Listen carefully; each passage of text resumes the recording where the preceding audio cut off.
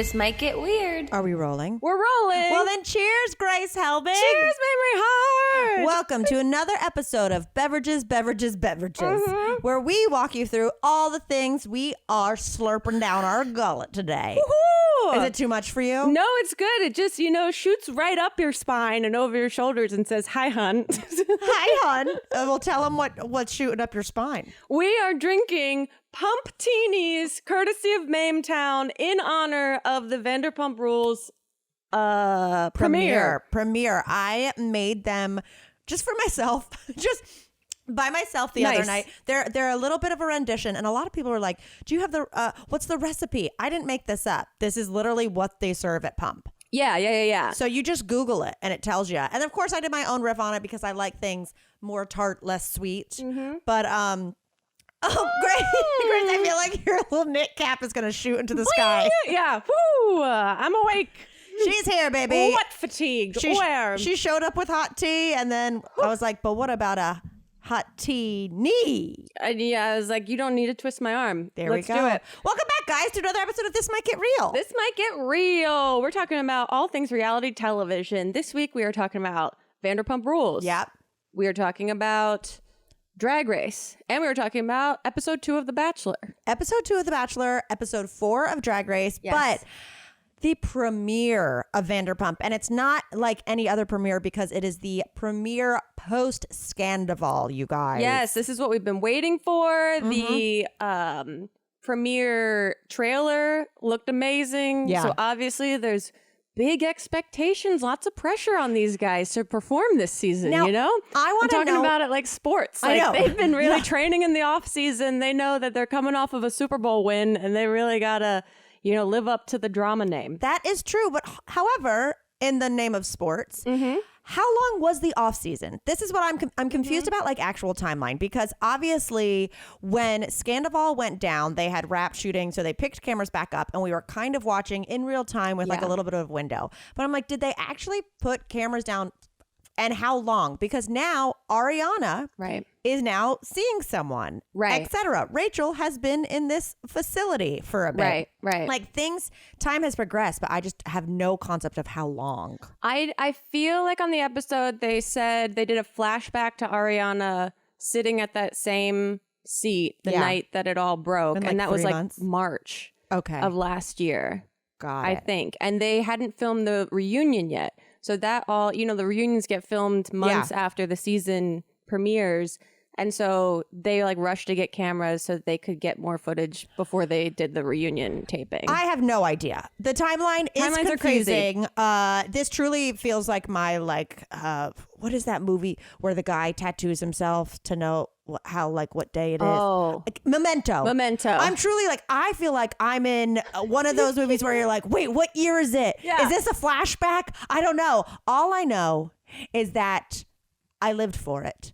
Did you enjoy the premiere? I did enjoy the premiere. The fact is we're not going to get another Scandival season. It is not physically possible. Right. I was trying to manage my own expectations because this is where we're going to see people, I think, really reaching for storylines.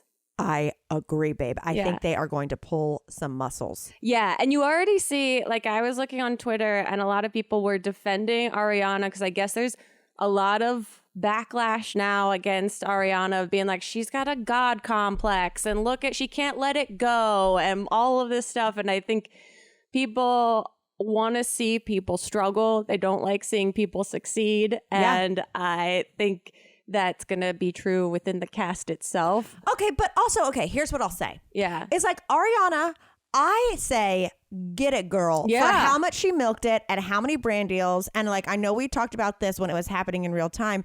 For me, I'm just kind of like, this is lightning in the bottle. Why not cash in on your pain? The same way where I go, Grace, let's get you everything for cancer. Yeah. And I feel like she's done interviews where she's talked about that before, where she's like, I'm going to milk this as much as these opportunities come in.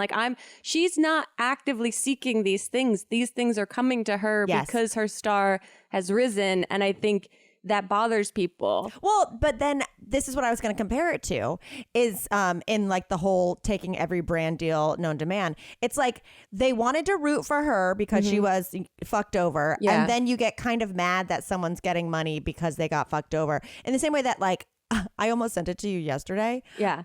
I saw an ad pop up on the internet that was Travis Kelce, who I adore because of Taylor Swift. Yeah. But like he wasn't even showered. He was holding a front facing camera and like in a football uniform at practice being like, go check out Progressive. Or like, you know what I mean? Yeah. I'm like, the amount of brand deals he does is insane. Because he has influence. Eyes Right. are on him. I don't think people, this is no Shade to Ariana as a talented performer and a person in the entertainment industry, but she has influence now. Yeah. And that's what brands are paying her for Right. the eyeballs that are on her. I think also she has the real benefit of this situation of people hate Tom so much that they will root for her. And I feel like in this episode, we started to see hints of like Lala, and I saw online a lot of people being like, Lala's just upset that people didn't have this reaction to her Randall situation,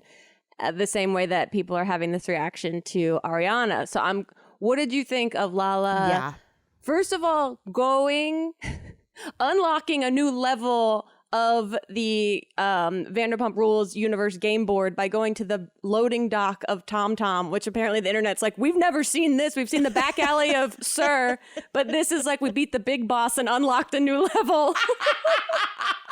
when she went to call Rachel. Yeah. Okay, here's the deal. Because that to me feels extremely produced, obviously. Of Yes. all of the moments for her to send the most personalized, like, hey, I'm sending what could be perceived as an olive branch on camera in the back alley of TomTom after having a sit down with Lisa herself. No, here's what I think about Lala and what I can gather from this upcoming year's journey. Yeah. There's clearly a lot of jealousy about Ariana. I mean, not only did Ariana, just make a shitload of money this year, but also like, I bet Lala can move.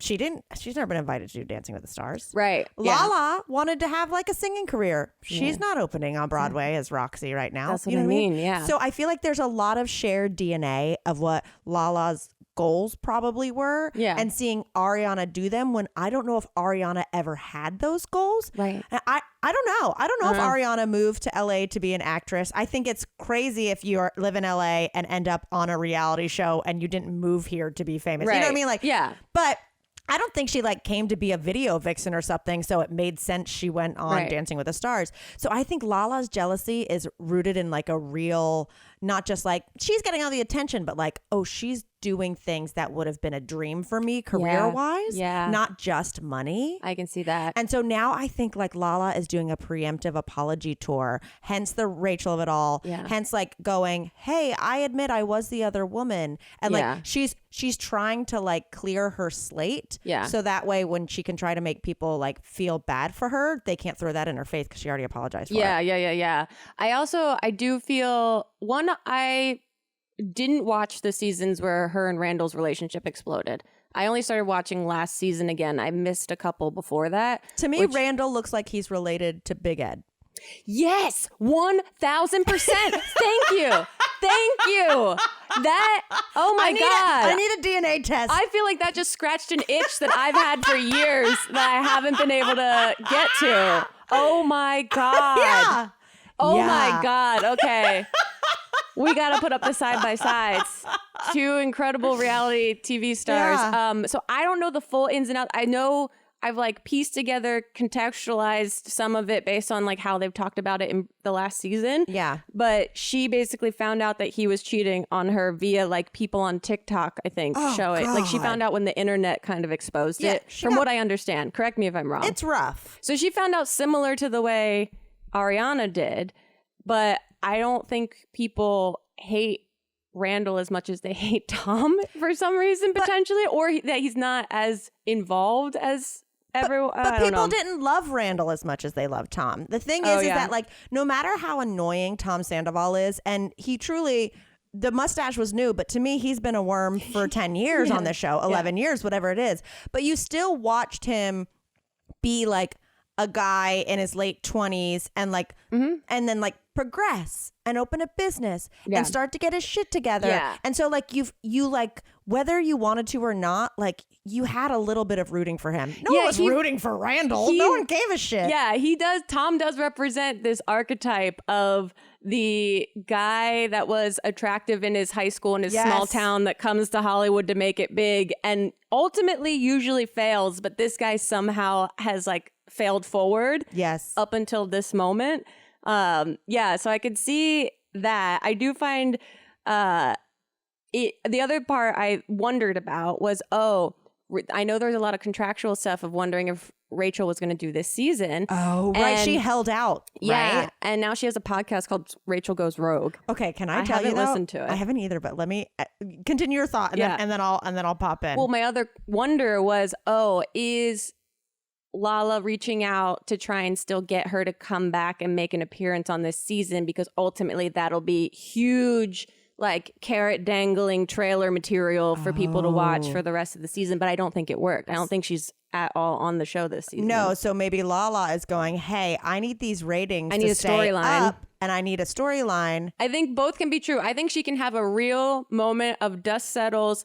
She processes that, like, I've been the other woman, and has like a real breakdown of being like, I projected onto this girl this shit that I've been through, so I want to rectify it. But at the same time, her coming on this season is what our audience wants for us to keep this machine going. Here, I'll put this fuel in. I would love for it to be that Lala is going, wow, holy shit, I'm seeing this different alternate universe version of what happened to me, and like I don't want this girl to like, you know, wear this scarlet letter for the rest of her life. I don't fucking buy it. I mean, she made Send It to Daryl and is making money off of the situation, as they all are. It's complicated, and also we're watching it. I love it. It's entertaining. I absolutely love it. I'll say this though, I was on Instagram and I was scrolling and I was on my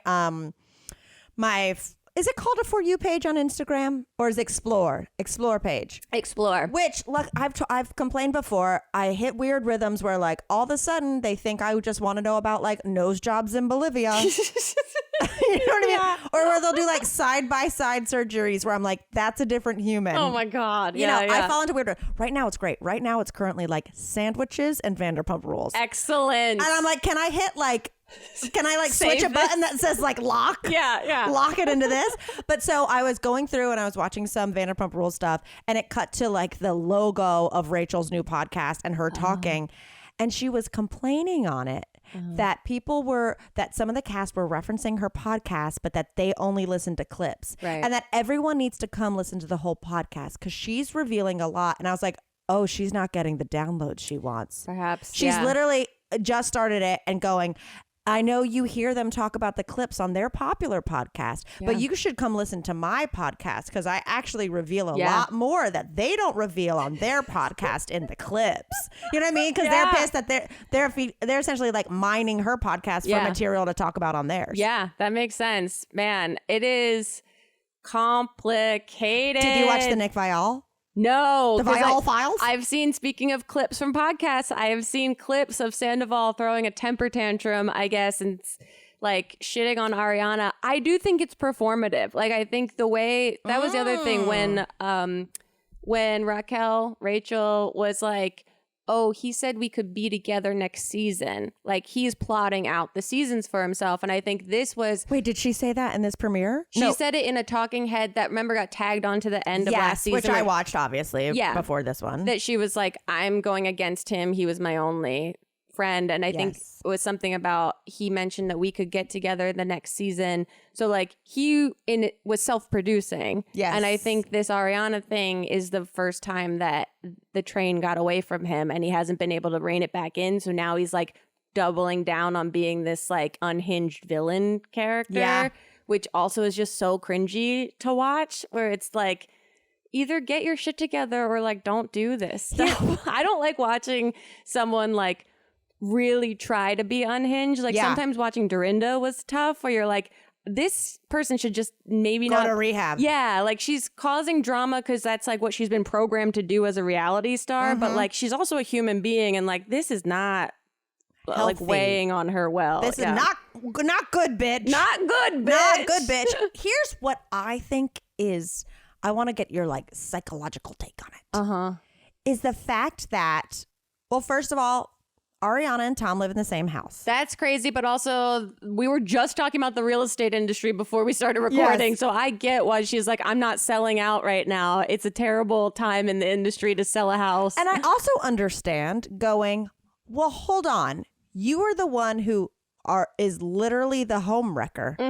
I'm not going to fucking put my tail between my legs and leave this house. Yeah. So you can like somehow feel like you won in the house you fucked the other woman in. Yeah. Oh my God. The pride of it all. The pride of it all. Like, But I it's want to also- hold court and like give speeches for her. It's like so Shakespearean. And also, like, I get it. Like, I've decorated my house very piecemeal, but the way that they had someone come I thought you were in, going to say peaceful, and I was going to laugh. So. no, very piecemeal. I'm like, it is Big so gay paint. Yeah, very gay paint. Very gay paint. Oh yeah, sorry. And they had like a full person come in, and like their house is designed top to bottom. Yeah. So I get being like, no, I planted roots here, but I do think it's a bit pride. I do think it's like also she's so busy. Where does she have the time to like figure out selling the house? I think it's an absolute standoff. Yeah. But what I don't understand is she said, or Sandoval said in the interview, I think it was the interview with Nick. It might have been on the premiere. Yeah. I'm getting my like Sandoval wires crossed. He didn't say anything on the premiere. He just came home at the very end. Oh, okay. So then on the Nick, the Vial Files, again, I don't know if I'm saying it right. Is it Vial Files? Yeah, because it rhymes. I think. I've been saying Vial Files. I forget. I think it Vial rhymes. Files Yeah, makes sense. that's I've been right. saying Vial Files. Anyway, like Still good. Anyway, he said on that like he wants to buy the house and that he's offered Ariana like he said $500,000 over what it's worth. What? And that she still won't do it. And so he's like, I've offered her $500,000 more than what the asking price would be, and if she put it on the market, and like she still won't sell it to me. I don't know if I believe that. First of all, I don't know if I believe that because the bar and restaurant industry, he's not making that kind of money no matter how well Tom Tom is doing. And also like he hasn't had brand deals in a year, and who knows, maybe he got like a tell-all book deal, but whatever. But for me, I'm like less of the psychology of Ariana saying like, oh no, I refuse to move, and more like, why do you want to stay here so bad? Yeah. Why don't you want to go, oh my God, I was a terrible person in this house. Yeah. It's so connected to me being a bad guy. Yeah, let me take the money and go. Why don't I want to get the fuck out of here? Yeah. You know, he was like, I've been trying to buy her out. I've offered way more over like what her half is. I don't get that. That to me is like, that's a weird it feels like disconnect. they're fighting over this weird pride thing. I don't know. There's also a world too where I remember Ariana saying something like, or in the past, like their relationship, every time it was like brought up that like maybe they were like having threesomes or something, they're like, no, they have this agreement on the way they talk about their relationship on camera. I think there's a lot of agreements made behind the scenes of the way they all portray each other on camera. Okay. Assuming characters? Yeah, I feel like a lot of people that are friends with each other have agreements to not bring up certain things on camera or to put each other in bad or give each other a heads up in some case if they're going to be blindsided in some way. So I feel like there was probably a lot of weird agreements behind the scenes that obviously fell to shit. So now they're just like in a pride off right now. Well, let's talk about that. Let's cover one more thing before we move on to our next show. Yeah.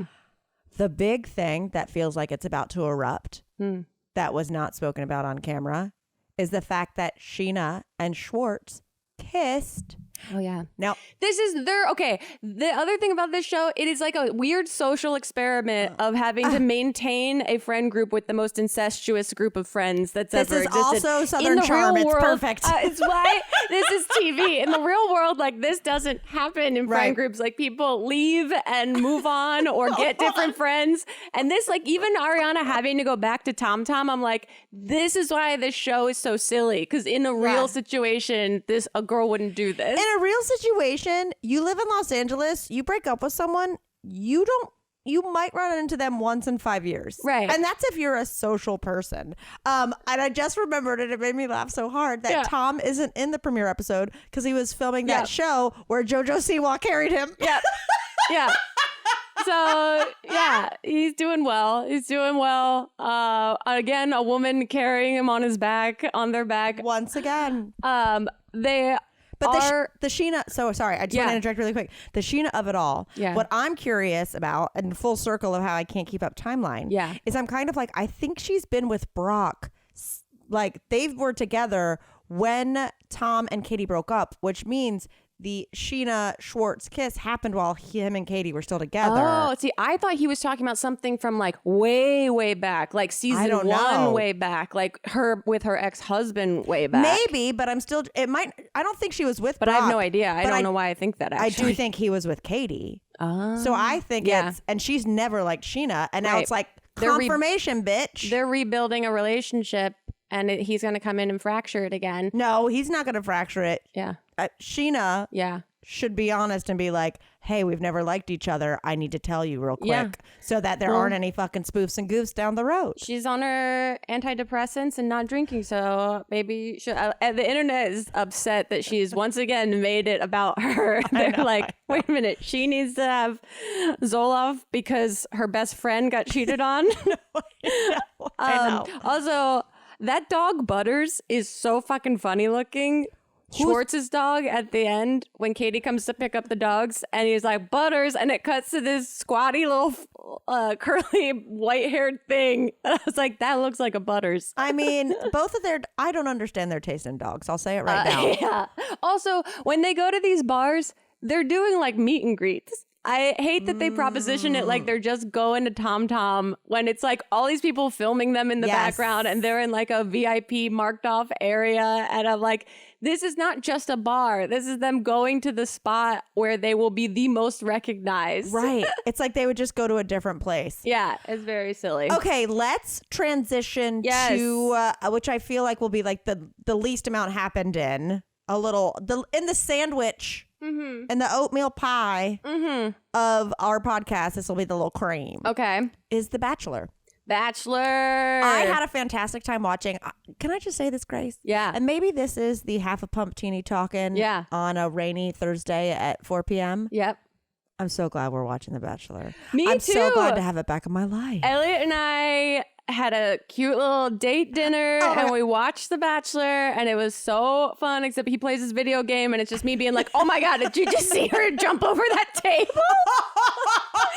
Evelyn, okay, first of all, do not play the Mamrie drinking game of drinking every time he says, I love that, because you will. You're fucked. Yeah, you will have to go to the ER. You will not love that hangover. You will not love that. The internet loves him. They say he's an incredible active listener. He's responding with actual thoughtful questions and follow-up questions that make it very clear that he's not just dozing off while girls are talking. So he is crush material for everyone that's watching. I think, and again, I did not watch his season when he was on The Bachelorette, but I have said actively, give that little thing a twirl. I feel like the citrus is breaking up. Give that a twirl. I've wanted to twirl it. There we go. Yeah, we're back in. Okay. Sorry, guys. I was making her finger her pumptini. I feel like this is the first time they've made the right choice on a guy in a minute. Really? Yeah. He doesn't seem like a total bag of doofs. A bag of doofs. I stopped watching because I was like, I can't watch girls fawn over you if I don't think you're at least a little bit cute and charming. And and I said to you, I was like, oh, yay, they got a hot bachelor. And he's like sweet and like seems caring. And so many times when the bachelors are like listening to the women, it feels like PR training. Yes. Where it's like, how do you feel about that? And then they're just like running, like the Sunday football highlights in their head. For this, he like genuinely seems sweet. Yeah. Yeah, he seems like a decent dude. Like, he also doesn't seem like he's getting shit-faced. I think they probably keep a big handle on that while the girls drink, and like he says, very clear-headed. If I was a bachelor, I'd be like, I'm only drinking beer this season. I would pull a Shep from Southern Charm, who during the finale was going to make a huge announcement, and everyone was like, he's going to rehab finally. And he was like, I'm only drinking beer now. And the You're internet was like, what? So tough. Anyway, I think if I was going to go on there, I'd be like, yeah, I'm not drinking liquor. Yeah. Yeah. The girls drink whatever they want, which is I'm always like, girl, please, you're gonna be so sleepy. But they're also like 24, which is so crazy. Well, this is so of the shows that we're watching and discussing, it was very funny to me to think that Drag Race and Bachelor are all the same age group, and Vanderpump Rules is like our age group. Oh my God. Because Drag Race and Bachelor are all like mid-young 20s, and Vanderpump are like people in their 30s, late 30s, 40-year-olds doing stuff. So it's very interesting to see that they're still the same in a lot of ways. Okay, here's what I'll say though. Here's the caveat. Yeah. Is I think, you know, the way they'll say like small town 25 is like big town 40. Oh, okay. It'll be like, yeah, I'm 40 in LA. Yeah. But like, I'm basically 25. Right. Where I come from. You know what I mean? Yeah, like, yeah. It's like a weird, a 25-year-old in my small town would feel like a 50-year-old if they lived buy that math. in LA. Yeah. So anyway, I think the same kind of thing with these girls who are younger. Yeah. And maybe it's just because there's so many rules about like what to wear, what to say. Yeah. But I feel like a Gen Z on ABC is kind of a millennial. Does that make sense? Yeah. Yeah. Like these girls, they're not like many times on our regular podcast, we say like, I don't understand Gen Z and like this and that, whatever. Like these are the most like, well, we actually network kind of girls. We actually get a theme of how old is too old in this episode. Oh, yeah. With Maria and Medina. Okay, that's the girl. Maria might be, I'm going to say it, my front runner. Because we got the information that her family business is a sprinkle company. Wait. Oh, Maria? Maria, the one that did the outfit change. We got to hold on. We got to talk about her. And I kind of like that she's a little weird. She's a little weird. Her taste in clothes is weird. Her family owns a sprinkle company. Everything about her is just like a little like kooky. And I'm like, I love it. That's what she said. She's like, that's my family business, by the way. And he was like, what? And she's like, a sprinkle company. And I was like, she's my fave. I wrote that down. That was when they were at the wedding, which is also, this show is so silly. This show is high camp, and I'm into it because the fact that they had to get changed into wedding dresses. They do that every first episode. They second do? episode. Well, they definitely did it in Golden Bachelor. Oh my God. I feel like the first group date, it's always like, put on a wedding dress and do a photo shoot with him. Every time. It's so dumb. Yes. And that they make them go around and like talk to extras. And like, who are these extras that got hired to play wedding guests at this fake wedding, and have these contestants go up and be like, hi, pretend that they know each other, like do bad improv. However, I kind of loved it because so much of, I mean, I know in my head, I have thought before, I'm feeling this pumptini because I was like, I know in my head, in the brain area, that I've had thoughts where I've been like, oh, a big thing for me with a partner is not having to babysit them at a social event or a function. Yeah. And like, even if it's fake, seeing that a girl, and who was it who killed it? Rachel with the toast and whatnot. Seeing that you can go up and be like, even in this like really corny fake scenario, she's going to go up and like make a toast and have fun and whatever. I'm like, then I would never have to worry about you in a real scenario. Very fair, very fair. So I kind of liked that test element of it. But we have to talk about Evelyn jumping over the table. She jumped so high. The arch of her jump was so high. I didn't fully understand what was happening. So you guys, in case you're still listening right now but haven't watched this episode, they did a thing of musical chairs in their wedding dresses. And Evelyn, it's like she did the pole vault with no pole. Right. I was like, she's doing high jump, but to get to the seat over there, not to get over something. And she still didn't get to sit in that seat. No. And you know what it makes me think? It makes me go, if I was ever at a wedding with Evelyn, I would not go for the bouquet with her. Yes, fair. The athleticism that was displayed on the musical chairs was insane. Unbelievable. Also, it's so funny because it's like, how many producers work on this show? And you said musical chairs. I know. That seems like a fresh new take on this How can show. How can we make these poor people look dumber than they do? How can we get them to agree to do something that they would never do in their normal life? You know what I would have done? Huh? I haven't thought this through, so I don't know if it works. Yeah. But I would have gone full Survivor mode and been like, you know what we're going to do? We're going to go Have Nagila, and you're going to be in teams of 4 and have to hold Joey up in the chair to the song. And like, they'll get hurt. They're like gonna the worry people that who bail first. You know what I mean? They're going to worry that they get hurt. That's true. That's true. Okay, but sorry. The age war between Medina. Well, I just want to say at the wedding, we gotta mention all of a sudden Michael Bolton comes out and performs. What? Is this like, I know the joke on Bachelor is that no one knows who the musical artist is. We knew that musical artist. But I don't think any of those women knew who that was. No, one of them was just like, I'm blocking it out. I'm watching Michael. And I was like, no one refers to him as Michael. It's Michael Bolton, bitch. Put some respect on your name.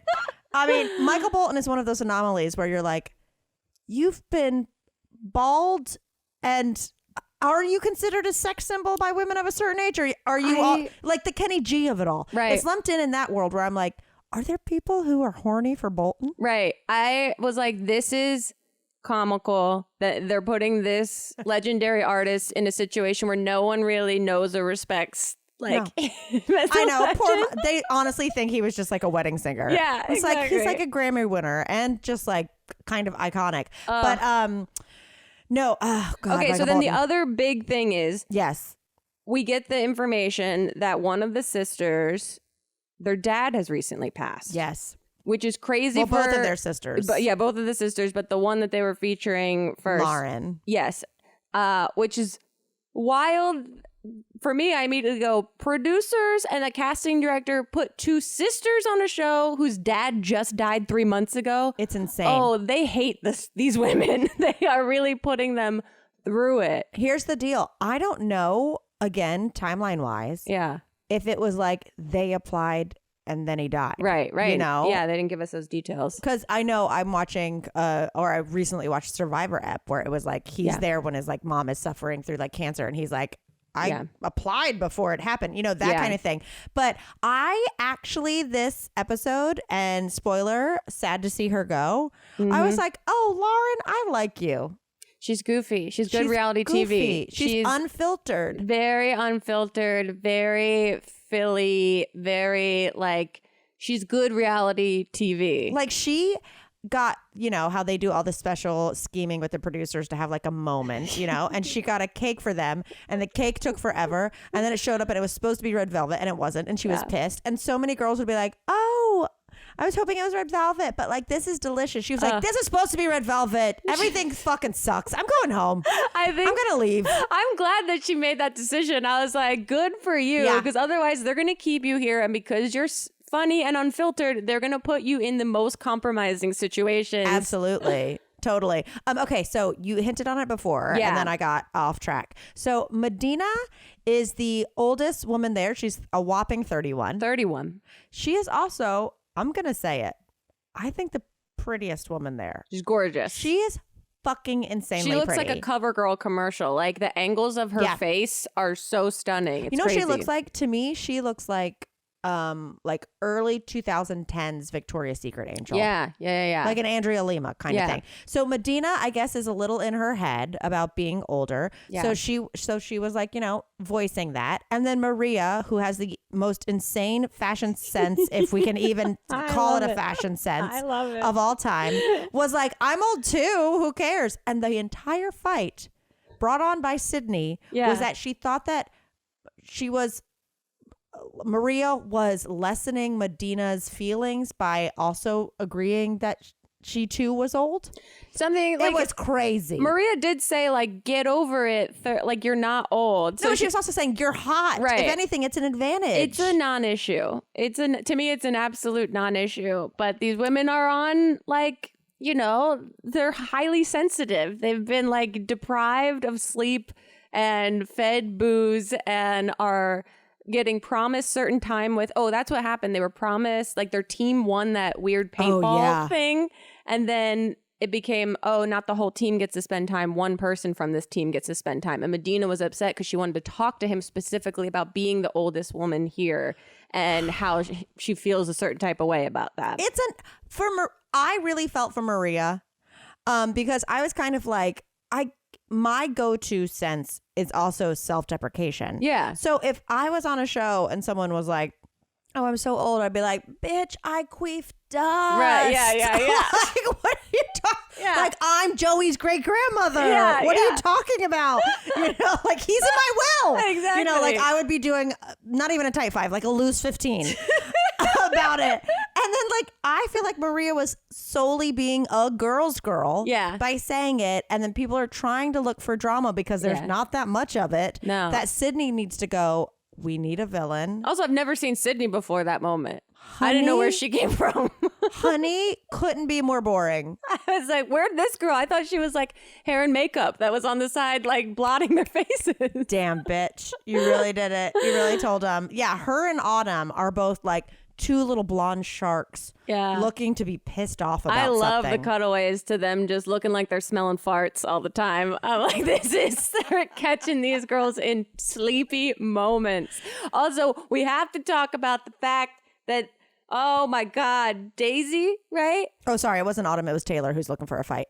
Daisy. Oh, Daisy. They're putting the girl with the cochlear implant who is about to tell this guy about her, like, rise above her hearing issues, and they put her in a helicopter, and then they drop her off at a music festival, and then they make them get on stage at the music festival to dance. They always make them get on stage. They always make them get on stage. They hate this woman. I was like, what are they doing? I mean, I am surprised, honestly, that they didn't, because she was like, I need to be looking at you to understand, to like read lips. I'm surprised they weren't like, we're taking you to one of those restaurants that's in the pitch black.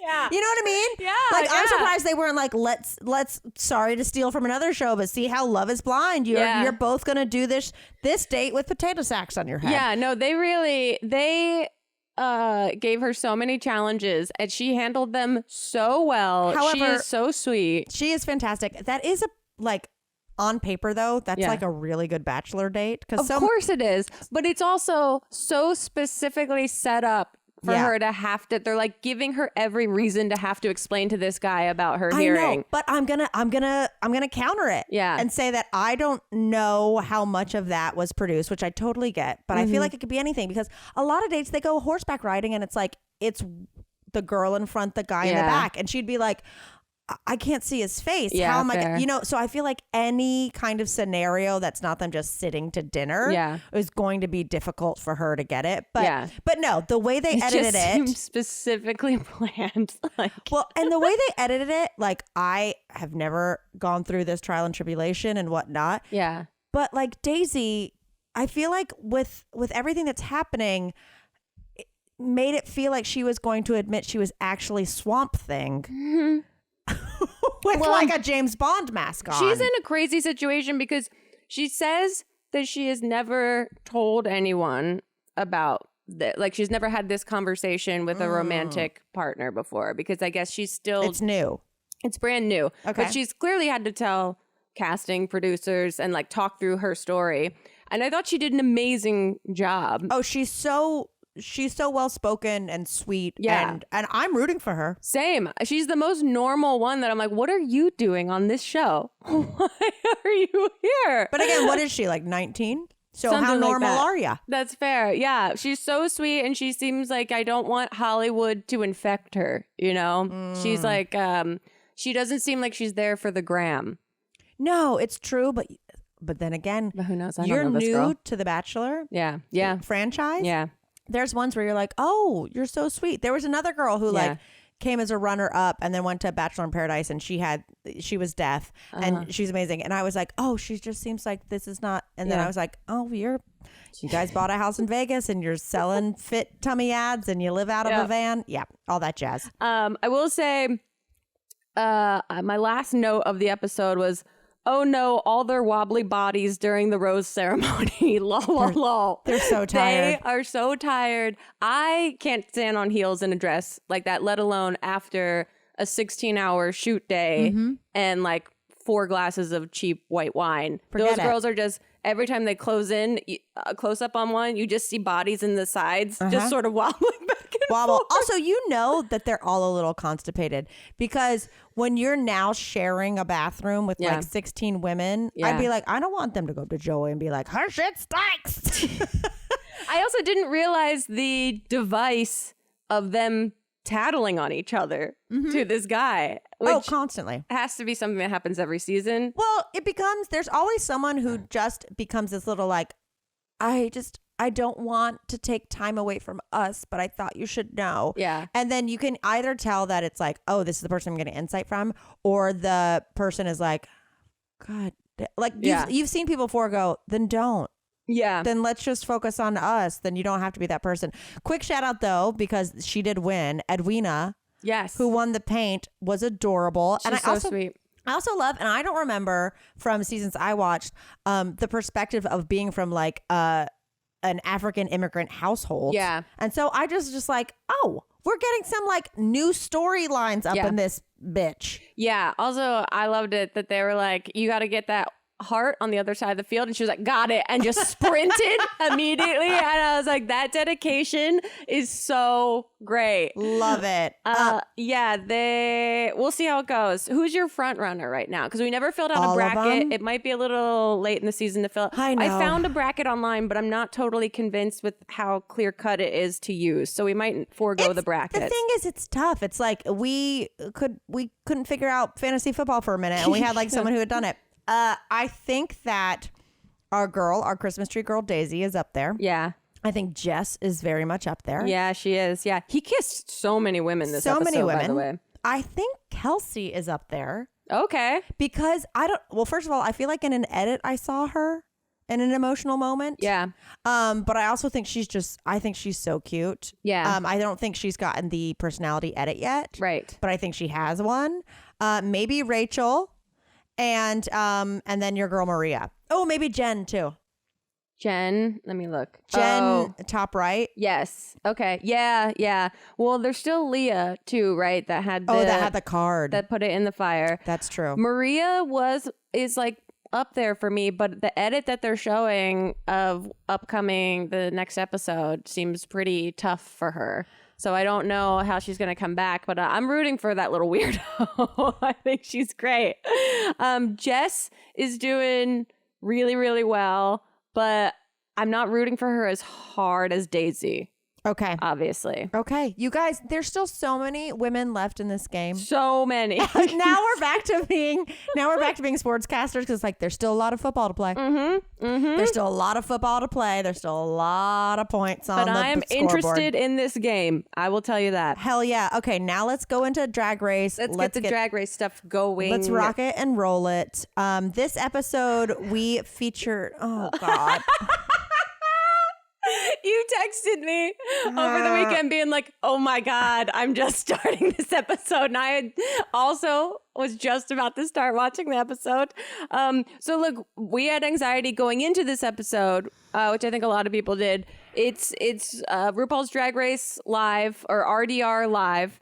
And, it was confusing. First of all, we didn't get to see, which I find interesting, the actual filming process happen. I guess because we see them that one take happen, but I thought normally we get to see them. Maybe it's if you're doing stuff that have more than one take. No, I was completely thrown. Yeah. When they were talking about like dividing up characters and then all of a sudden it was like, yeah. And I was like, why is Rue coming to the stage? Yeah. We're only going to cut to it. I also, when you mentioned it last week and that it was going to be a challenge, I thought it was going to be improv.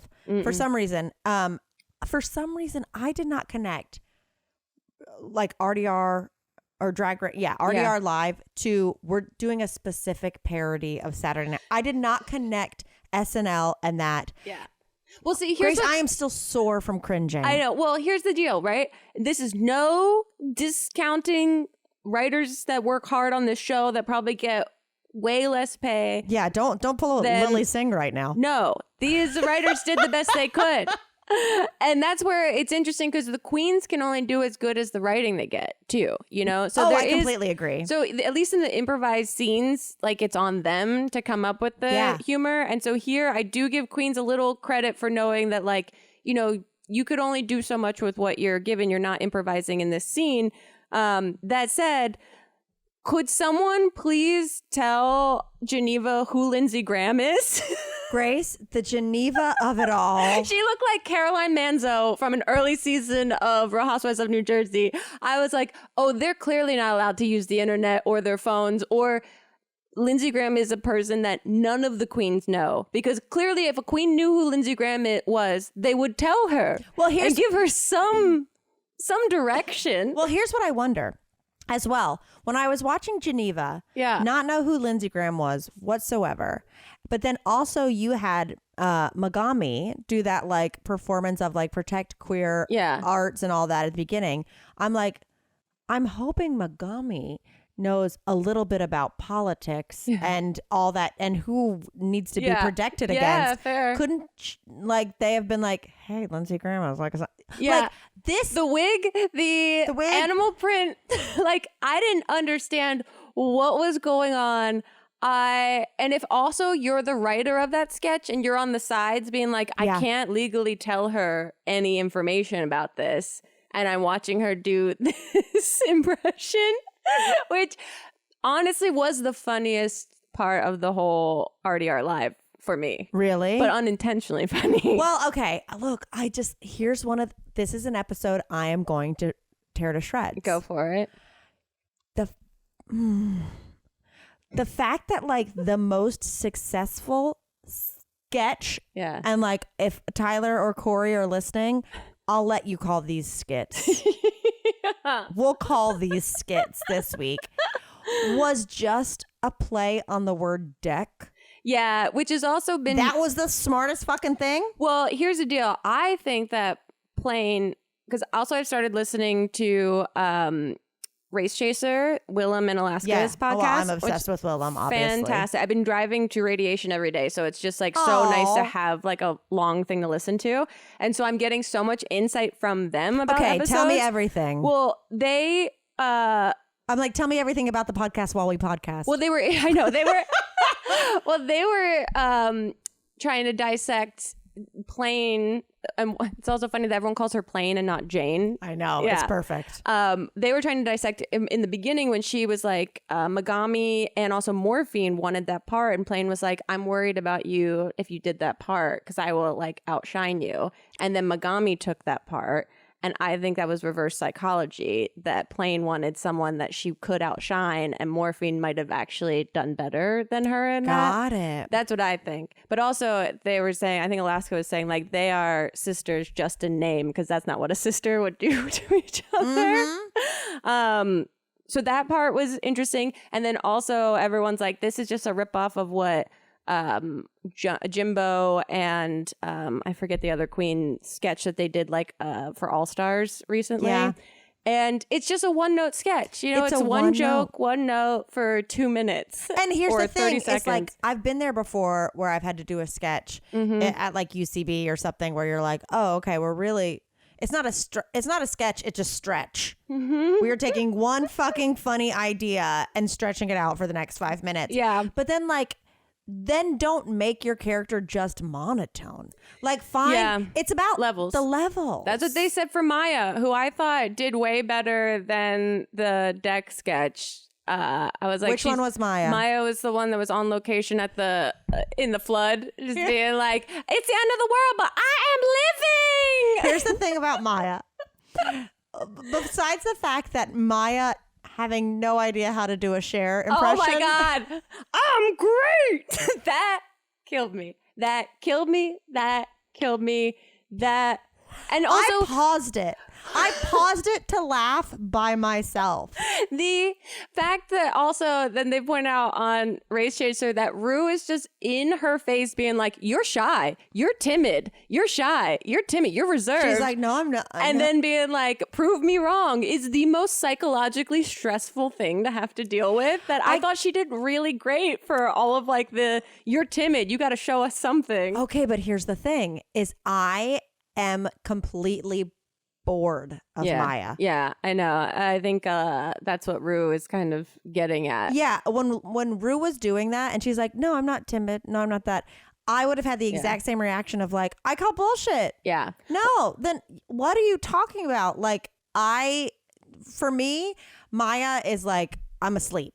I'm asleep. Yeah. And that's okay. And that, I mean, but she did do better than a lot of people. She did better than I thought she was going to do. Yes. And so I was like, this isn't terrible. She's not like shitting the bed. No, but her role was to like scream and be whipped around. Yeah. So like of all things. She could have gone crazier, I guess. She could have gone crazy. No, but if anything, it was just like that was a gift for her. Yeah. Who's normally reserved. Like imagine if she was in the deck sketch. It would have been like, okay, you're being yourself, I guess.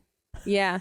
I also thought Saphira and Mirage both wanted the opening monologist or whatever part. Monologist? Is that the right word? That's for the person who does a monologue? Yeah, monologist. Oh my God. Like I don't know. I feel like that's a word, but good for you. We'll try it. I would have said monologist. Monologist. And then Saphira backs out and goes, never mind. And then Mirage is like, well, I guess I'll do it. I was like, Saphira is playing crazy mind games right now. It's so good. I was like, if I were Mirage, I'd also be like, well, what the fuck's wrong with this part? Mm-hmm. Oh, fuck, I chose wrong. Oh, I guess I'll do it. So I feel for Mirage from the beginning of this episode of being like, she's already on unstable ground. Now, let me ask you, if you were one of these queens, what part would you have wanted? Would you have wanted, 'cause for me, it was the two easiest roles, I'll say, were the monologist, what'd you call it? The monogamist? Yeah, the monogamist. The monogamist. Because you just come out, that cadence. And that's you with queens, they host their own shows. So it's like already should be in their wheelhouse. It should be in great. It's that, and while they did a great job, the Amanda Tori or Dawn, the newscaster, just because we know that. We know that cadence. Right. That's, you can build off of that, and that's just literally delivering jokes. Yeah, however, Dawn seemed like the youngest person ever somehow doing the desk moment. I was like, Amanda, I thought was great. I thought Amanda like took on another character, and Dawn felt like me doing like something that I don't know how to do, but I'm trying to sound older than I am doing it. I also will say, I feel like they got the best writing. Yeah. There were actual funny jokes in that one. Yeah. The also, we learned before all of this, a mandatory meeting, I'm obsessed with her. She is a ghostwriter for OnlyFans girls. Perfect.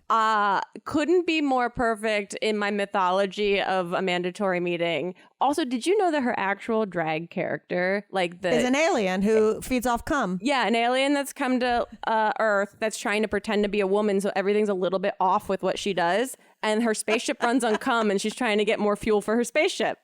I was like, that gives me everything I need to know about her. She doesn't need to fix her makeup. This fits her lore right now. Exactly. There's other people who go, my backstory is I'm good at makeup and I'm fierce and I slay. Yeah. And Amanda is just like, I can have a 3-movie Warner Brothers deal right now based on my character.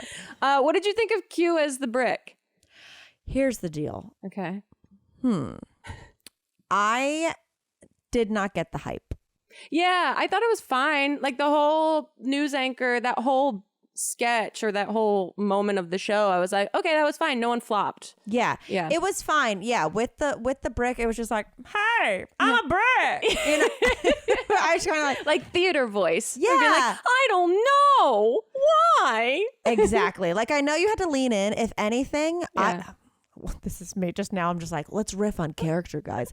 I would have come in and been like, I'm coming in with a cigarette and being like, what the fuck? I don't know where I am right now. I would have been like, no respect. You know what I mean? Like, it's been like, like, well, that's what Alaska was like. Why isn't she beat up and bruised? Why does she look so pretty as this thing that got thrown? Yes, you're like, exactly. Okay. I would have been like very much like, I have been a testament to this and I'm getting no respect. It just felt very like glossy. Yeah. Yeah. So I was kind of like, it didn't make me laugh. Yeah, none of the concept was cute. Literally, Lindsey Graham is the thing that made me laugh. And everything else was like, oh, they're doing their assignments. They're doing their assignments. They're doing their assignments. Yeah. And I even thought like Mirage did fine. Mirage did okay. I think, here's the deal is I also don't know. Yeah. I don't know editing on this show. Yeah. So I don't know if like Mirage, I say like, I don't know if she fucked up her lines, but they just didn't show every fuck up because it's like, we're not, this poor girl, we're trying to get to the, you know what I mean? Yeah. So it feels like they used an edit against her. Yep. And 4 other girls. What was Nymphia? Nymphia was in the Barbara Streisand sketch. Right. Which I did not, because I like, those are the references that go over my head, but I could tell that Plasma was doing a fantastic job. Plasma crushed it. I love that Plasma cried because they won too, because it clearly means so much to her. Well, that's the thing is I can totally understand. There's probably so many conversations outside of like in Untucked and otherwise with, where she did the little, the theater girl for the talent show where people were like, oh, got it. Okay. So you want to be Jinx. Yeah. So this is your lane. Jan. Yeah. And so it's one of those things where I can understand her going like, I don't want to just be a person who looks like a one-trick pony. But then like if that trick is that good, show it off. We haven't seen it yet. She took liberties with like the mic play and stuff. Granted, I know those are like iconic funny things to do for Barbra Streisand, but like she nailed it.